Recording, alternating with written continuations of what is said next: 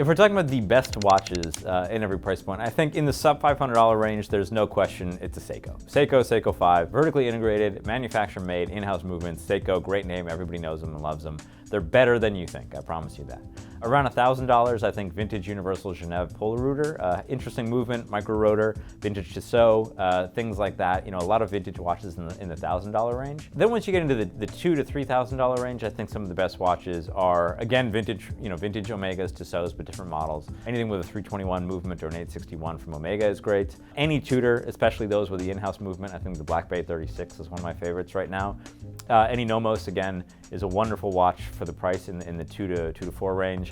As you hit $5,000, a classic is the Omega Speedmaster Professional. That retails for just above $5,000, and it's almost exactly the same watch that went to the moon, almost to a T.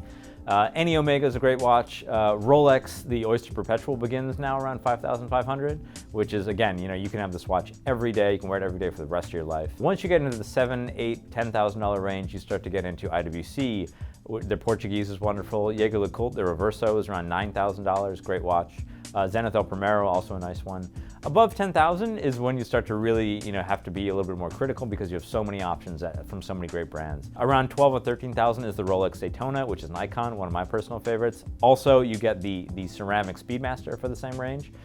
Those are two fantastic chronographs. At around $15,000, you start to get into the really high end. You can find some really, really wonderful watches from Jaeger LeCoultre, from A. Lange & Söhne. You can start to get into some used and secondhand Patek Philippe's, which many people believe to be one of the best watches in the world. As you hit 20, I think the Jaeger LeCoultre Master Perpetual in steel with a black dial is great. It's around $20,000. It's a perpetual calendar, black dial, really killer. You get a high-end complication for not a terrible price. And then from there, there's any number of things. If you really want to go crazy at $50,000, a Lange chronograph and a Vacheron chronograph, the Corne de Vache, is a really beautiful watch.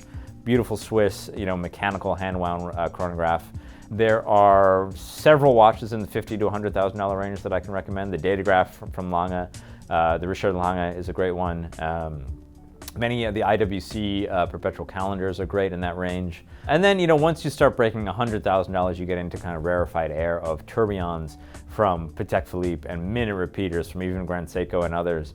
In that category, there's so many different directions you can go. And in that price range, I start to see more people go vintage because it's just a safer investment, generally speaking. And I think, no matter who you are, how much money you have, if you're spending $300,000 or $400,000 on anything, you want to know that it's a safe investment.